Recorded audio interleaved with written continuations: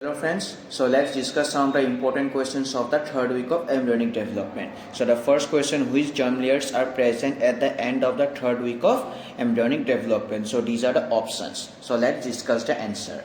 So see in this diagram, so by the end of the second week of embryonic development, so you know that, so here epiblast and hypoblast are formed. So these are known as, so here they together form the bilaminar germ disc. Now, so here at the beginning of the third week of embryonic development, see that, so here primitive streak has been formed, and see that this primitive streak contains proliferative epiblastic cells. Now see that these proliferative epiblastic cells, they are migrating into the hypoblastic cell layer. Now see that due to the migration of the hypoblastic cell due to the migration of the proliferative epiblastic cells in hypoblastic cell layer has been converted to endoderm. Now you can see that these proliferative epiblastic cells of primitive streak, they are migrating in the internal space between the epiblast and the initial hypoblast, or the at present endoderm. Now see that due to migration of the proliferative epiblastic cells in internal space, so here mesoderm formation takes place. Now you can see that these epiblastic cells, they are converting themselves to form a new layer, and that new layer is known as ectoderm. So therefore that these are the three germ layers formed at the end of the third week of embryonic development. Now here basically one important part is that these proliferative epiblastic cells, when they migrate in the internal space between the endoderm and the epiblast, so here they migrate to form the mesoderm except midline. But if they migrate midline, so the notochordal process and then notochord formation will take place. So the information about notochord is only for your revision, but here the main important topic is the formation of the three germ layers, and this forms due to migration of the proliferative epiblastic cells from the primitive streak into the hypoblastic cell layer, epiblastic and the internal space, and the conversion of the epiblastic cell layer to form a ectoderm, and this process is known as gastrulation. So see that I have written that, so here third week of embryonic development begins by the formation of primitive streak. So see here that this primitive streak has been formed.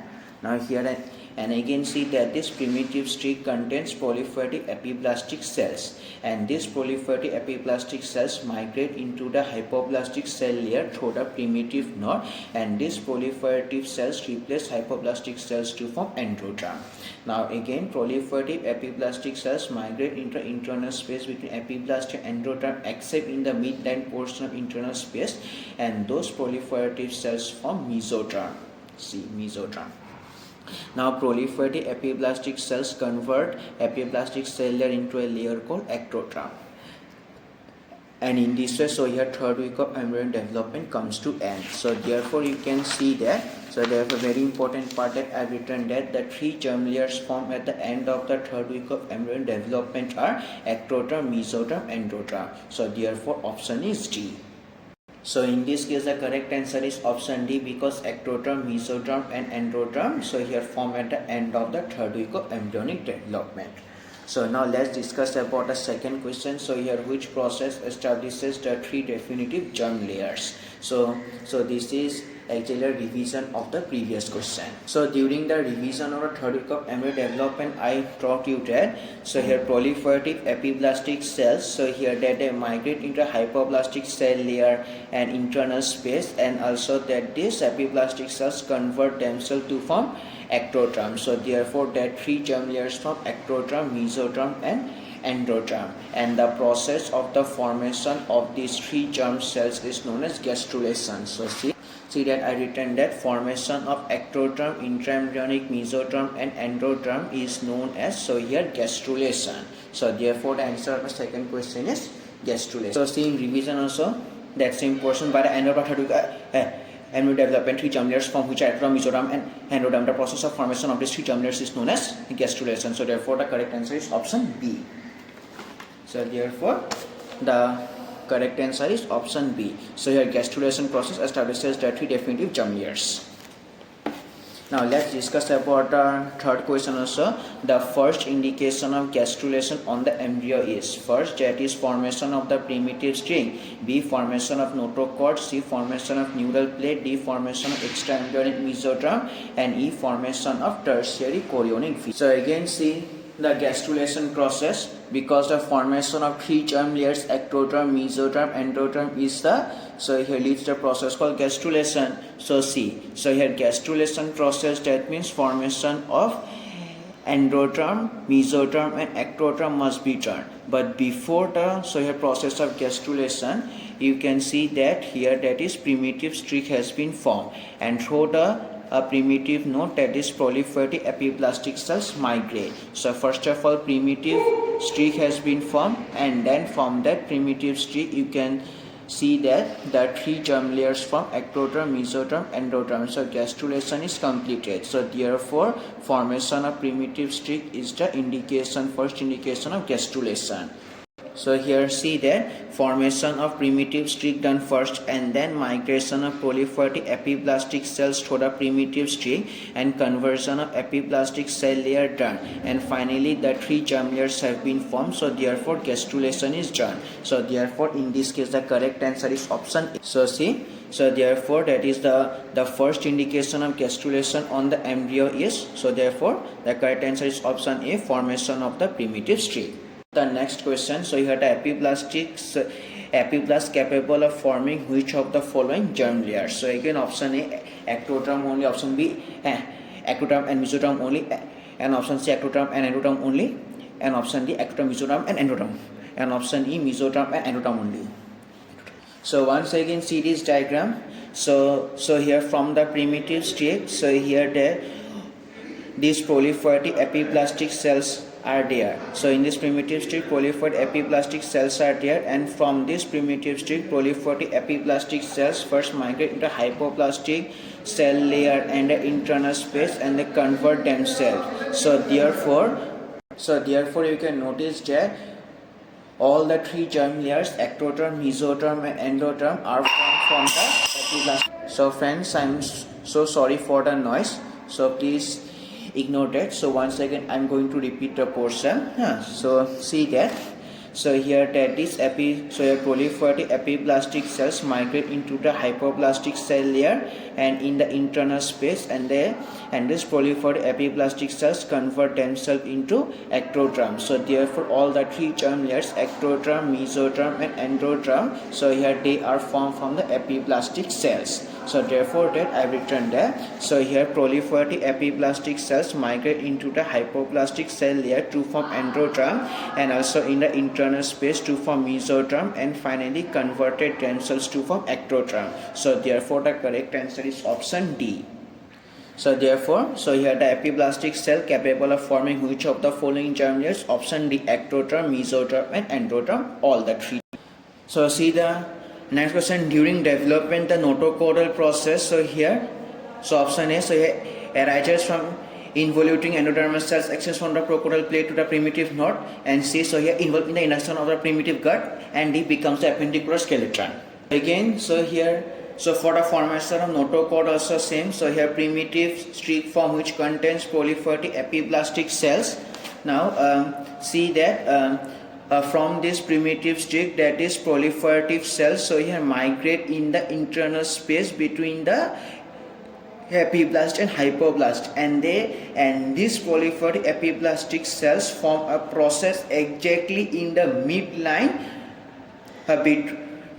of the embryonic disc, and which touches the, so here caudal end of the procaudal plate and also cranial end of the primitive node, and that is known as the notochordal process. So you can notice that due to the migration of the, so here proliferative epiplastic cells, notochordal process form, and it lies between this caudal end of the procaudal plate and the cranial end of the primitive node. So therefore the correct answer is option B. So I written down. So see that due to the migration of proliferated epiblast cells in the midline region of the internal space between epiblast and hypoblast notochordal process formed, and notochordal process touches the caudal and the procaudal plate and the cranial most part of the primitive streak known as primitive node. So therefore answer is B. So in this question if you want to see, so therefore extends from the procaudal plate to the primitive node. So this is the correct answer.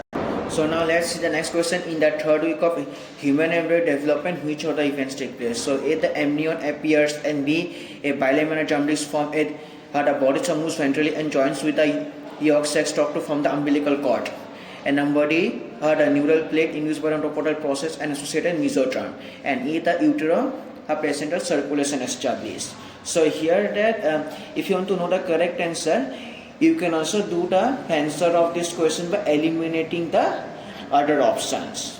So during the second week of embryonic development that I taught you that, you can see during the second week of embryonic development, that is epiblast and hypoblast form, and see that this epiblast and hypoblast together form the bilaminar germ disc, and the cavity lined by this epiblast is known as amniotic cavity, and so here a membrane lining the amniotic cavity is the amnion. So therefore bilaminar germ disc and amnion, they are formed at the second week of embryonic development. So therefore that these two options are eliminated because we have to mention that is the event taking place at third week of embryonic development. See that I have written that in the second week of embryonic development epiblast and hypoblast form, but this epiblast and hypoblast are they together from the bilaminar germ disc.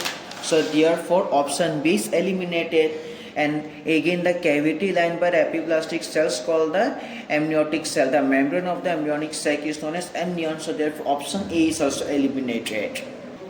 Now so here see that after the complete folding of embryo, you can see that this definitive yolk sac and vitalo-intestinal duct. So here that this is the vitalo-intestinal duct form, and the opening of the vitalo-intestinal duct in future is the umbilical opening, and that means umbilical opening, and then through that, so here umbilical cord is formed in future. So therefore that is for the umbilical cord formation, that is folding of embryo required, and you know that in the third week of embryo development, that is folding of embryo does not take place. So therefore you can also eliminate the umbilical cord options, and also you know that if no umbilical cord formation, then no placenta formation also occurs. So therefore you can eliminate the option of the placenta also. So see that I have written in the answer.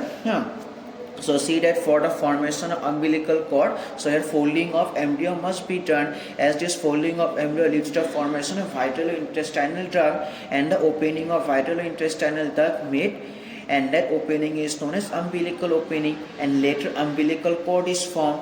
Now here the folding of embryo does not take place in the third week of embryonic development. So therefore you can see that so here option C, which is telling the body stalk moves ventrally and joins with the yolk sac stalk to form the umbilical cord, that this option is also eliminated.